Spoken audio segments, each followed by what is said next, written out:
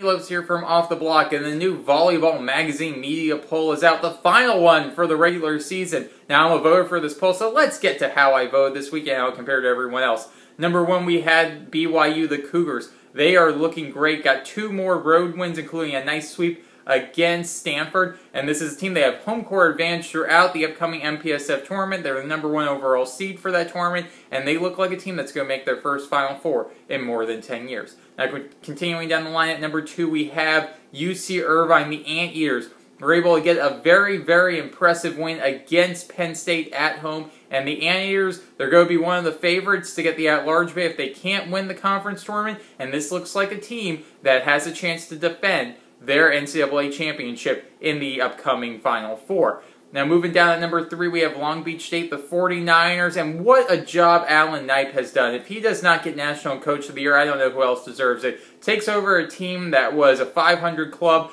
No one was expecting a whole lot, but man, did he put his mark on this team. 22 victories during the regular season. Number 3 seed going in the MPSF tournament, and maybe, just maybe, a chance to get the at-large bid if they can't win the conference tournament.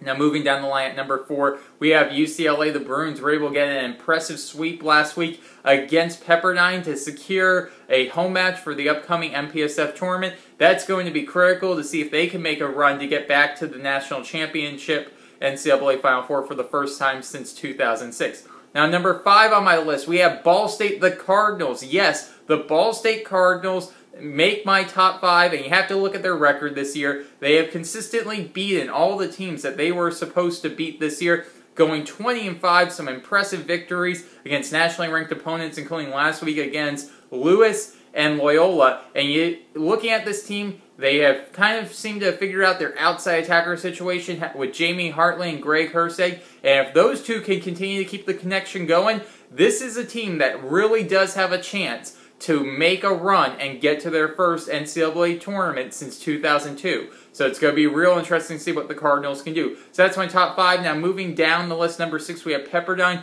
The Waves, hey, you know what, they're going number 6 on my ballot. They're going to be the number 5 seed for the upcoming MPSF tournament, but you have to like the way the Waves are playing. Maurice Torres and Matt West, that's a great connection they have going. This team's going to be a tough out for UCLA coming up in that MPSF quarterfinal matchup.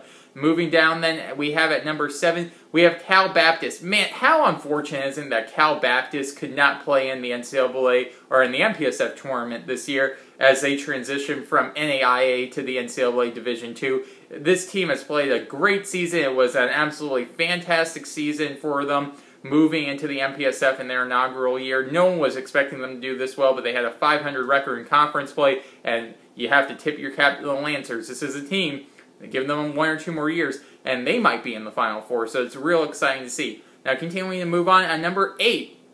At number 8, we have Loyola, the Ramblers. We're able to sneak on up. I was able to see this team play last week. Smalzer looks absolutely impressive from the serving line, and it's going to be real interesting to see how far Loyola goes, especially if in the MIVA semifinals they get matched up against Ball State. That's going to be a real interesting match. Now, continuing down at number 9, we have Lewis.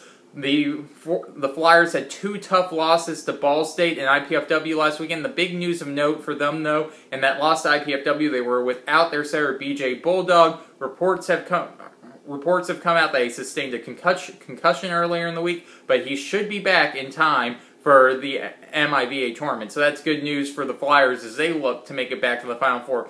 And then to round out my ballot this week, we have Stanford, the Cardinals. You know, if you want to pick a low seed to pull an upset in the MPSF tournament, it might just be the Stanford Cardinals. This is a team, yeah, they're probably 1 or 2 years away from making a serious run at the NCAA championship, but all the pieces are there with great outsides like Steve Irwin and Ben Cook, and they have a center like James Shaw, who might just win the National Freshman of the Year. So it's going to be an exciting postseason. It's been an exciting regular season, and that's my breakdown on how I vote. Now, be sure to get all your volleyball news and coverage by going to offtheblockblog.com.